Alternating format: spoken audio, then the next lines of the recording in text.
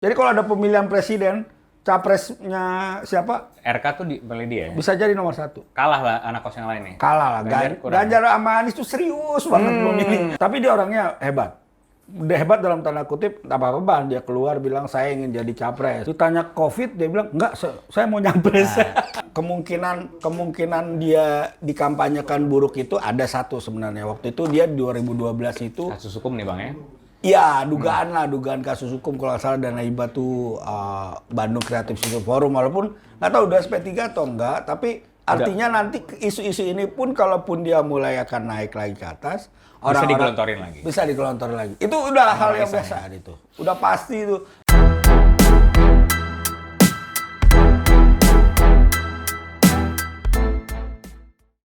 Jumpa lagi di episode kami yang ke berapa ribu Bang? 6.999. Mantap. Itu udah dapat ini Bang, monetisasi Iya. YouTube. Kita udah dapat pencahayaan nih, sponsorship dari material mana gitu. Iya. Jadi kalau ada sponsor yang masuk nggak usah malu-malu. Nggak usah malu-malu. Karena kita penghasilan kita udah 2,7 T loh. T ya. T itu triliun Bang ya. Triliun. Iya.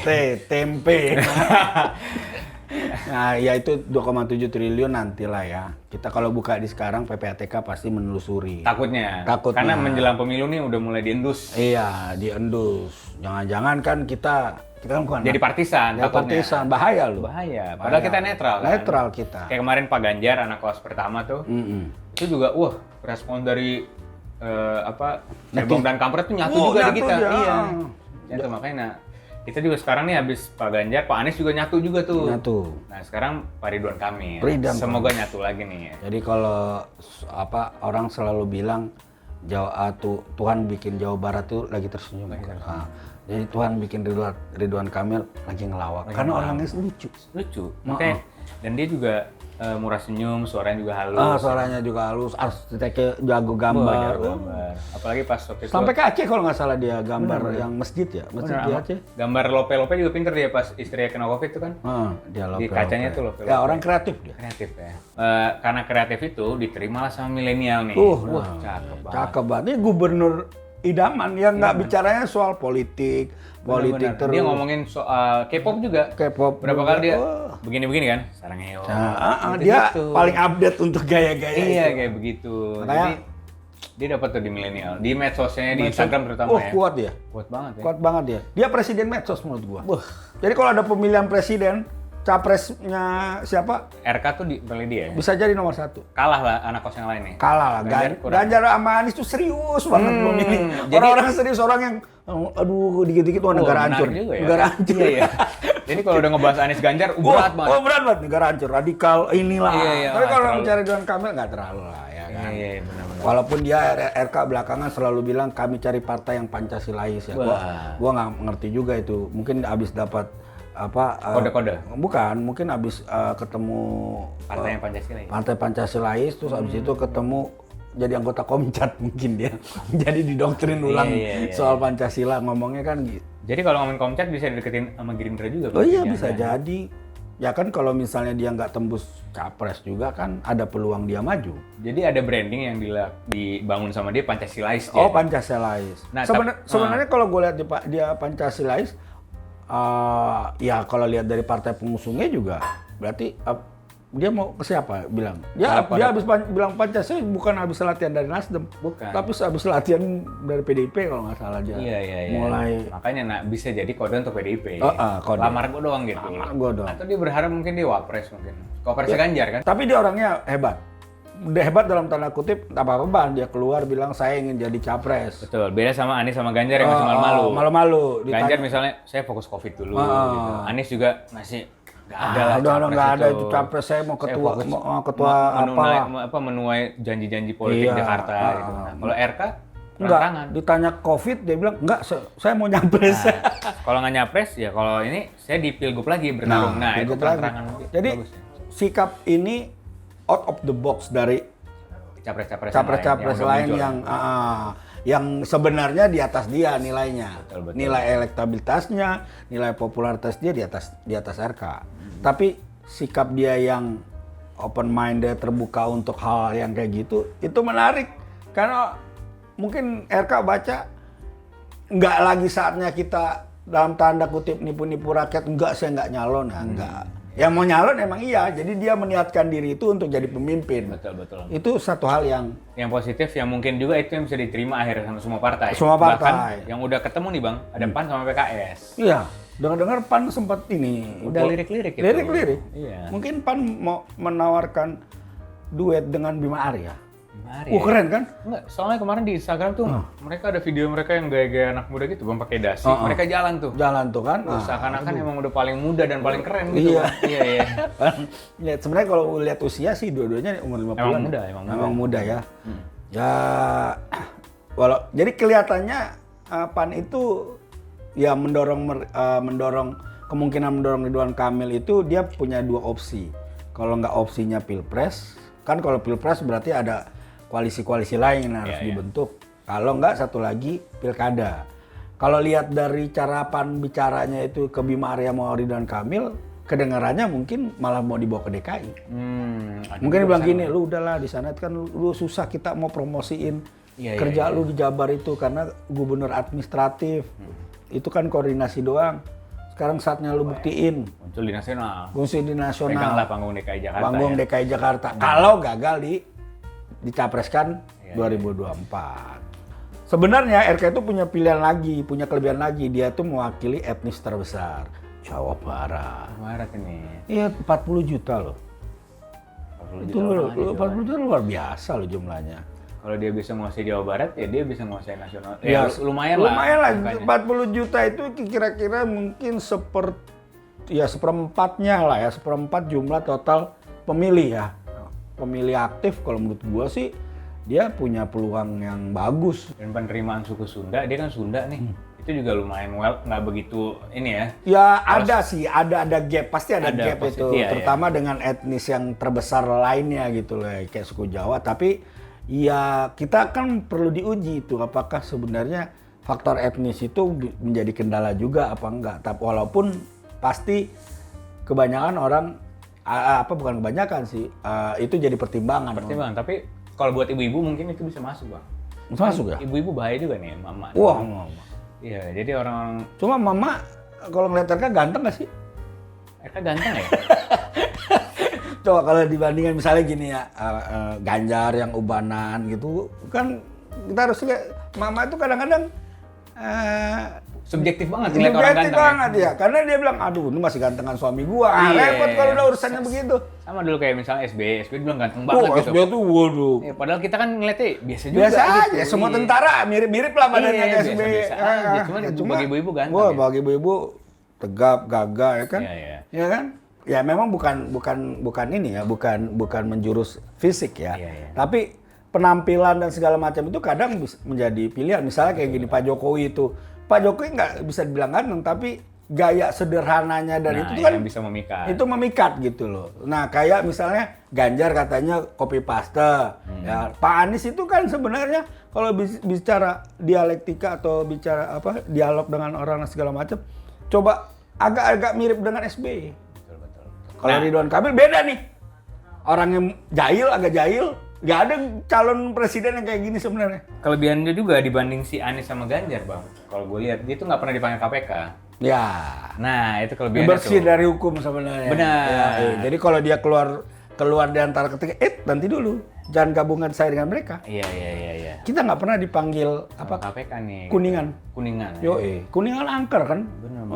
Makanya kalau Anies udah. Ganjar udah. Ganjar berapa kali malah gue bilang. Malah pernah beberapa kali berubah-ubah saksi-saksi kayak Setia Novanto tiba-tiba nggak nyebut lagi. Iya, makanya. Kita nggak tahu lah ya. RK itu kelebihannya. RK fine kalau untuk urusan gitu. Walaupun mungkin di belakang-belakangnya itu pernah ada lah soal IO dan segala macam, tapi itu nggak ada kelanjutannya. IO atau apa ya? Gue lupa itu. Yang soal dia waktu itu punya tim dana hibah lah dan segala macam. Kalau bisa diterima semua partai, RK ya. Cuma pertanyaannya kan selalu kita tanya, selalu terbersit, RK masuk partai mana? Ya kan selama ini dekatnya ke Nasdem nih. Nasdem kita nih. tahu misalnya Nasdem yang pertama ngusung dia di Jawa Barat, menang lagi kan. Jadi Nasdem dia sama punya P3 lah, tapi P3 UU ya, Pak UU. Tapi lebih ke Nasdem sih Bang. Cuman Ya, ya, kita Nasdem. lihat sekarang belakangan memang dia sama Nasdem ya dia capar juga kayak yang lain nih. Jadi Iya, bahaya jangan sebenarnya. Nasdem aja gitu. Jangan Nasdem. Karena Nasdem belakangan lebih tertarik sama Anies kayaknya. Dia ngeliat itu mungkin. Iya, bisa jadi. Bisa jadi. Hari ini kalau nggak salah Anies tuh di salah satu media terbesar disebut gubernur terbaik.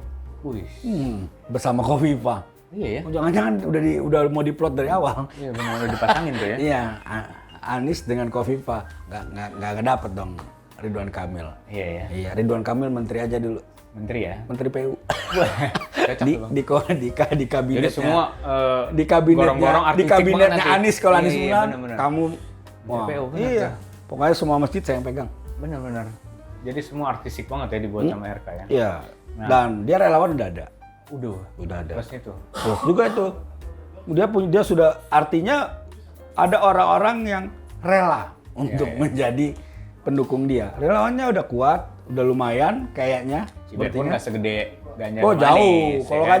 Ganjar sama Anies, kayak itu tadi, karena orang ngelihat Ganjar sama Anies terlalu serius. Terus serius. Langsung wah udah. Nah, kalau Ridwan Kamil ya masih inilah. Artinya gini loh, Ridwan Kamil saat ini sebenarnya posisinya jalan tengah Jalan tengah. di antara kerasnya dua ini.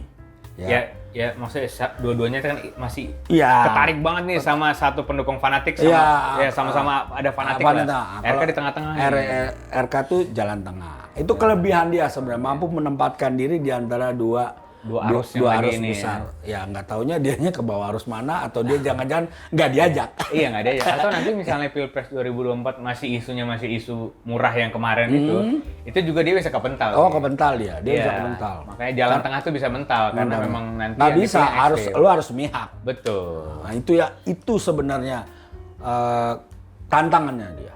Nah tantangan dia selanjutnya tuh kalau tadi kita bilang dia tuh punya bekal etnis Sunda nih Jawa Barat. Tapi kalau ngeliat pilgub terakhir itu misalnya dari 21 juta orang yang milih, dia tuh cuma 30% doang. Iya, itu problem. Itu problem loh. Artinya Dia begini, cuma itu kan 4 37 calon juta. ya. Iya. Coba kebayang waktu itu cuma 2 calon.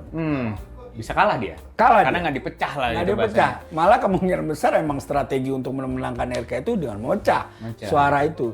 Iya, Karena waktu itu kan kalau nggak salah Deddy Mizwar itu tiba-tiba nyalonkan. Padahal dulu identik banget dengan PKS di awal kan. Karena kan dulu wakilnya Di Jawa Barat Aher. Nah, walaupun sekarang gabung ke Partai Umat kan. Iya. Artinya kan sebenarnya suara-suara yang milih Deddy itu sebenarnya juga bisa jadi jatuhnya ke PKS. Dan pada saat itu juga kan ada calon lagi, siapa PDIP, Ada TB Asodi dan lain-lain ya. Nah, jadi itu Bang, selain berat tadi suara dia cuman 30% yang kemarin menang di Jawa Barat, itu tantangan dia memang. Iya. Karena ternyata berbekal salah satu etnis terbesar, dia ada di wilayah salah satu etnis terbesar di Indonesia. Dia cuma dapat segitu. Cuma dapat 7 juta. 7 juta. Itu kurang banget. Jangan-jangan tuh suara Nasdem semua. Iya. Kader Nasdem sama P3. P3. P3 juga karena kan lumayan kuat itu. dia faktor ulamanya sebenarnya. Ulamanya. Bukan P3. Bukan P3-nya, faktor ulamanya. Faktor ulamanya. Dan dia soko guru lah. Iya. Keturunan keluarganya semuanya di Tasik itu Betul. Apa di Kabupaten Tasik kalau nggak salah. Tasik Tasik tuh Malaya. basisnya Darul Huda ya. Darul Huda apa? Iya, kan saya pernah ke sana soalnya. Oh iya. Saya cukup pernah ketemu malah. Iya, luar biasa nih Abang. Ketemu sama omnya dan luar biasa emang. Iya. Jadi Abang Katolik cabang Tasik ya? Iya. Gua kadrun cabang Tasik. Nah, ya emang gitu. Gua ngeliat UU pernah ya karena UU juga faktor itu ya. Dia dari keluarga ulama besar. Nah, ketika dilepas dari UU, harusnya itu jadi teori, jadi uji teori sendiri. Benar. Seberapa kuat sebenarnya RK? Bisa nggak sih gitu? Itu mungkin karena yang gini bakal loh, biasanya gini, anak-anak muda itu dia suka sama orang, tapi belum tentu milih. Benar-benar. Pas hari pemilihan, udahlah capek ah. Iya. Dia mungkin suka di medsos aja. Suka di medsos aja. Dia followernya. Dia suka ngeliat aktivitasnya. Ketika pemilihan. Udahlah biarin aja. Karena selalu begitu tuh. Kebanyakan malah pemilihnya itu kebanyakan kelas menengah ke bawah gitu. Kalau kelihatannya RK itu penikmatnya banyakan kelas menengah ke atas. Makanya Dan RK tuh karena fashionable ya. Ya benar-benar. Suka juga apa? pakai masker kalau Pakai apa istilahnya tuh? apa? Gue juga nggak tahu. Gue lupa, gue belum pernah tuh. Karena kita menang jarang. Enggak, ini berarti menandakan kita menang ke bawah. Kita mau tadi kan kita bilang yang ngerti fashion menang ke atas. Iya. Kita nggak paham bang masalah itu. Apa ya? Pakai apa dia suka Facial itu? teh, Bukan facial. Skincare. Skincare. Iya. Artinya dia tipe laki-laki yang peduli terhadap Benar, penampilan wajahnya. Benar. Kalau kita kan laki-laki yang peduli pada isi dompet. Isi dompet aja. Mau buka dekil kayak yang penting isi dompet, Isi Bang. dompet. Iya. Kalau RK kan nggak perlu dompetnya. Yang penting penampilan Nah, gua. karena dompetnya udah pasti keisi Udah dia. pasti isi. Nah, terus selain itu dia tuh karena di Jawa Barat, jadi ukuran kayak kita nih, Bang. Ngeliat apa sih prestasi si RK nih? Iya. Kalau kita bikin berita, ya paling kemarin adalah Sungai Citarum misalnya. Iya. Cuman itu nggak wah banget gitu, Bang. Kecuali dibikin tiba-tiba Sungai Citarum jadi air susu gitu. Nah, itu baru. Kenapa jadi air Kok jadi susu ya? pemeras susu, Bang? Bukan karena ngomongin Jawa Barat ya, Enggak. tapi ya Iya. iya. Iya. Nah, selain Sungai Citarum tadi, nah itu Itu Sungai Citarum lewat puncak nggak sih? lewat nggak ya, Bang? Gue kalau ke sana Susu sana banyak juga. banyak, tapi di sana banyak curug, Bang. Tapi kalau kita bahasnya, nah, jadi RK itu prestasinya agak Ya, ketika dia orang googling, dia mirip-mirip Ganjar lah. Iya, karena Makanya bukan orang-orang pusat kayak ini Ganjar sama nasional. RK itu lebih banyak kekuatannya itu apa? Lebih ke gimmick. Ya, ke Gimmick-gimmick gimmick, dia. ke gimmick dia. Jadi nggak ada janji-janji Agak susah kerja ya, namanya. pemerintah yang diperhatikan. Ya gitu. kalau jalan, misalnya jalan ya, gue pernah lah nggak tahu ya kepedean atau enggak, gue komen jalan di tempat gue, jalan provinsi jelek, nggak lama di Instagramnya 2 bulan nggak lama sampai sekarang diperbaiki terus.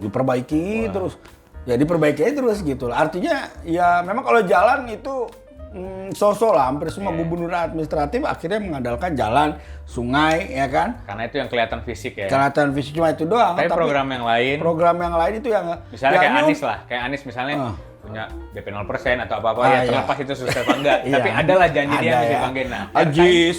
iya, RK ini nggak ada ya. Nah itu agak susah emang, makanya Nggak ada. ini bukan nggak ada, nyari susah dideteksi. Benar. Mungkin nanti Nanti RK Pak RK bisa datang bisa ke datang jelasin, lu nih gua punya lebih banyak dari Anies loh. Banyak Anies loh. 23, gua 32 gitu. 32. misalnya. Iya. Jadi RK emang kelemahannya RK itu Kinerja yang belum kelihatan, yang nggak begitu surat kelihatan. agak sulit untuk di Gubernur administratif soalnya di dia. listing lah ya. Ya, di listing. Kalah di listing. Ini wartawan Abang biasa, kalau biasa dengar listing pertanyaan buat narsum. Kan di listing dulu kalau wartawan kalau dengar listing itu jangan terlalu benar. langsung. Padahal buat narsum itu kan, buat listing narsum. pertanyaan. Kalau di listing agak sulit memang. Nah, itu satu. Kedua, memang Apa tuh, Bang? kalau dibilang menurut gua ya, kalau kita jajarin RK, Anies, Ganjar, RK itu urutan nomor 3 untuk urusan popularitas dan elektabilitas. Kelihatan di survei belakangan. Survei belakangan. Nah, Itu itu selalu problem loh. Problem. Karena untuk urusan medsos kelihatannya dia lebih kuat. Tapi ternyata Ternyata enggak, untuk gitu. ketika disurvei Jadi benar Anabelo tadi, Bang. Jadi orang ketika suka belum tentu milih. belum nah, tentu itu milih. berarti. Atau waktu survei, tim surveinya nggak milih orang-orang kelas menengah. Iya, betul. Misalnya kayak Abang Korespondennya nggak. Iya. Lu pernah ditelepon nggak? Lu suka RK nggak? Pernah. Gua belum pernah nih. Gua padahal kelas menengah nih. Asik ya, asik. ngaku-ngaku, Bang. Ngaku lah. Iya. Jadi sama kayak Abang kan kalau misalnya ngeliat cewek cakep, Abang suka nih, tapi belum tentu milih jadi istri. Iya, Nah, kayak gitu itu. mungkin kayak RK ini nanti. Kok kenapa harus jadi? Kok jadi gue contohnya? Jadi Nah, cinta itu selalu analoginya perempuan loh. Bahaya. Bahaya nih. Topiknya udah mulai Enggak, melebar.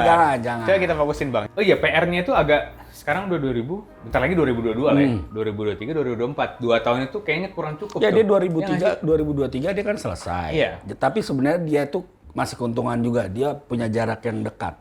Jadi ketika ya sama sih Ganjar sih punya ada jarak. Ganjar 2023 juga selesai. Iya. Jadi dua ini punya jarak yang dekat dengan pencapresan. Artinya publikasi mereka masih bisa lah buat digenjot gitu, Bang. genjot. Cuma ya itu lagi. Kalau gaya khas dia itu yang dalam tanda kutip menurut gue masih terlalu lokal ke dalam, dia harus keluar. Betul, lebih Ya, menasionalkan gitu ya. dirinya dia. Dan kelemahan dia satu lagi ya, ini mitos sih ya. Katanya orang suku Sunda. Sunda lagi ya? itu karena mitosnya dulu, sejarahnya dulu katanya Sunda dengan Jawa itu nggak percaya. Agak ada sejarah historis yang bikin baper lah dulu. Bikin baper ya. lah ya. Jadi sampai sekarang masih ada yang kebawa baper. Kebawa baper. Ya kemungkinan besar. Nama dia itu belum. Ya tadi udah kita bahas ya. Jadi karena masalah emang kekurangan dia dikit kayaknya. Makanya tadi gue juga mikir bang, gue lagi mikir kekurangannya gitu. Nah, sebenarnya kalau gue sampai kambuh bang mikirnya. Ini gue jangan sampai kekurangan sama kelebihan RK nih apa gitu. Jangan sampai kambuh GERD-nya ya kan. Karena RK ntar akan nonton, dia kena juga. Oh kena GERD juga. Jangan sampai Pak RK GERD. Kena GERD. Cukup kita aja bang. Cukup kita aja. Jadi memang kemungkinan dia dikampanyekan buruk itu ada satu sebenarnya. Waktu itu dia di 2012 itu kasus hukum nih bang ya. Iya, dugaan kasus hukum kalau nggak salah Dana Hibah tuh Bandung Creative City Forum, walaupun nggak tahu udah SP3 atau enggak, tapi artinya nanti isu-isu ini pun kalaupun dia mulai akan naik lagi ke atas, bisa digelontorin lagi. Bisa digelontorin lagi. Itu udah hal yang biasa itu. Udah pasti itu. Iya. Tapi nggak tahu deh waktu pilkada kemarin itu keluar atau enggak. Kayaknya kurang kuat tuh isu hukum. Tapi isu itu kayaknya kurang kuat. Benar. Karena waktu itu kan kejaksaannya juga kan dari Nasdem. Betul. Jadi ya istilahnya tidak. Kita tahu lah dulu. Nasdem kan pendukungnya Pak RK. Nah, terus orang kejaksaan dulu masih orang Nasdem ya. Orang Nasdem. Kita masih dugaan sih. Waktu itu kita menduga orang Nasdem. Kalau sekarang emang Nasdem. Prasetyo kan akhirnya masuk Nasdem kan. Iya benar. Iya. Cuma ya gitulah. Nasdem itu kan tanpa mahar. Tanpa mahar itu harus garis bawahi. Ya? Satu-satunya partai yang langsung deklarasi tanpa mahar Nasdem. Mantap. Makanya RK itu mau ke Nasdem. Iya, walaupun Ganjar kok nggak mau ya. Yang lain nggak mau, padahal nggak pakai mahar. Ya? Nah itulah. Artinya kan, kok jadi kita ngomongin Nasdem? Iya. Nggak apa, karena memang yang paling dekat sama RK kan memang Nasdem. Iya. Nah. Jadi kalau RK dekat sama Nasdem, Anies dekat sama Nasdem, peluang Anies RK jadi dong bisa ya. Nah, kita langsung nih bang. Setelah itu bang, gue juga mikir nih bang. Kepikiran nih gue. Gue kurang lihat RK nih. Gue kurang apa istilahnya? Kan kita tuh merindukan. Satu lagi kelebihan sedikit. Apa tuh bang? RK itu. Ketemu juga kelebihan RK. Ada. Iya. Satu-satunya orang yang selalu bangga memperkenalkan istrinya. Istrinya tuh selalu masuk. Itu menunjukkan pasangan serasi. Sakinah mawaddah warahmah. Iya, artinya kan itu nanti bisa dijadiin namanya tuh. Wah, pemasangan sama banget. Kalau di Islam itu, di Kristen ini rusukku hanya satu di istri. Ngeri bos. Itu bisa dimainin juga ya. Jadi harmoninya mereka itu jadi bisa jadi kampanye loh. Jadi ya dulu kan Prabowo pernah diserang isu itu. Diserang isu juga. Dia ternyata ini juga gitu. Cerai kan, segala macam. Jadi pasangan itu mencerminkan juga. Betul. Itulah keuntungannya RK. RK kan istrinya itu selalu keluarga tuh selalu ditunjukin, keharmonisnya segala macam. Romantisnya mereka. Iya, yang belum mereka tunjukin kan gombal-gombalan RK itu banyak dipakai quotes sama kawan-kawan loh Bang di medsos itu. Iya, jadi cuma buku rekening mereka aja nggak dikasih tahu ke kita. Iya. Kalau dikasih tahu ke kita kan bisa kita lihat. BTK kan. Nah, terus tapi ini Bang, gue mikir dia tuh kan kita merindukan nih. Ya, gue sih termasuk orang-orang yang ngelihat Jokowi ini terlalu lembek gitu-gitu kan. Nah, gue berharap presiden selanjutnya ini kan dulu selesai 10 periode, 10 tahun. Wah, 10 tahun ya, 2 periode ya kan. Nah, tapi RK ini susah jadi antitesis Jokowi karena dia juga masih lembut gitu. Ya, jadi orang tuh kurang. Kan tadi kita bilang waktu RK dibikin itu Tuhan lagi tersenyum. Orang tersenyum kan lembut ya. Nah, RK kan selalu bilang gitu. Kalau Jakarta dibuat pada zamannya Ahok, Tuhan lagi marah. Lagi marah ya. Iya, pas Ahok ya. Pas Ahok. Kalau sekarang nggak tahu. Pas Anies. Tuhan lagi pidato karena jago speech ya. Jago tata kata bosnya. Ya. Nah kalau RK itu jadi susah dia agak lembut terus juga halus banget gitu. Nah mungkin orang nanti ngelihat gue butuh pemimpin yang tegas gitu loh. Wah, nah, itu mungkin ngunggulin kawan-kawan. Super Baswe tegas. Baswe tegas. Tegas. Tekan gas ya. Tekan gas. Itu ntar bisa dikasih efek ketawa karena gue nggak nyambung barusan. Jadi mungkin gue pikiran tegas, tekan gas. Gue ngapain gue suka bawa? Kok jadi tekan apa gas ya? urusannya Iya. Super Bowl? Apa mungkin abang masih ke bawah-bawah bang? Abang mungkin kan kawan-kawan abang dulu banyak diangkut kan, tekan gas aja kerjanya bang. Nggak pernah ngerem kan? Iya. RK mesti lebih Ya, kalau mau. Kalau itu dia tantangan terbesar RK itu ya. Jadi jangan hanya ke elit-elit dia memperkenalkan diri, karena kelemahan kalau di elit-elit semua udah kenal dia. betul. Karena Tadi abang bilang dia menengah ke atas karena fashionable dan macam-macam. Dia harus nyasar pasar menengah ke ya, bawah. dia harus nyasar pasar yang benar-benar punya hak, yang akan menggunakan pemilu. Di Jakarta itu yang bawelnya banyak. Benar. Tapi giliran milih, kemarin katanya pas Jokowi Foke itu tahun sebelumnya 68%. Nah, pas yang Jokowi Foke sebelumnya cuma 68%. Ini kita bicara kota Jakarta yang identik dengan kelas menengah. Iya. Cuma pemilihnya 68%. Pas 2000 pas sebelum Anies ini ya. Terus kemudian pas Anies juga hanya malah 68 juga. Artinya dari zaman Jokowi ketemu Foke dengan Ahok ketemu Anies itu Nggak terlalu signifikan. nggak terus malah turun. Tapi kalau bicara rame dan berisik, buset dah. Apa aja dikritisin, Apa aja kritisin. diomelin, apa ya. Giliran mau pemilihan hujan dikit. Nah udahlah, udah menang itu nanti. Iya. Gitu aja udah menang itu, tatonya kalah. Udah kalah ngamuk, goblok nih yang milih, padahal dia nggak milih. Ngapain sih milih? Dia nggak milih. Nah, itu artinya kelas menengah itu problem di kelas menengah. Bahasanya kelas menengah ngehe namanya. Iya, Makanya orang-orang banyak Iya kelas menengah ngehe itu. Kalau giliran hak, ya, paling cepet. Itu PR Pak RK ya. Iya. Nah terus udah kali. Kayaknya itu bang. Jadi gue tuh semalaman ya mikir nyari apa ya tantangan gitu. Susah ya? Iya. Kayaknya RK. Kayaknya RK perlu datang ke Hagen User. Iya. Jadi dia harus ngasih tahu. Apa sih kelemahan lu? Iya. Jadi jangan gue datang nih mau ngasih enggak. Apa kelemahan lu? Iya, jadi itu. Sampai jumpa lagi berarti kita. Sampai jumpa lagi. Nanti kalau mungkin netizen yang bisa nambahin di komentar bawah Iya, nih. komentar. Apa aja kelebihan aku dan tantangan Pak Tolong RK. bantu. Iya. Kalau saya tolong bantu saya apa kekurangan Pak RK. Iya. Biar apa? Ada yang minta datanya kita kasih. Iya. Ke calon lain. Calon lain. Enggak Pak RK. Pak RK sebagai gubernur saya orang Jawa Barat, Pak. Sekian tuh Bang. Sekian. Kita rehat dulu kalau kata Bang Karni ya kan. Sampai jumpa di episode berikutnya.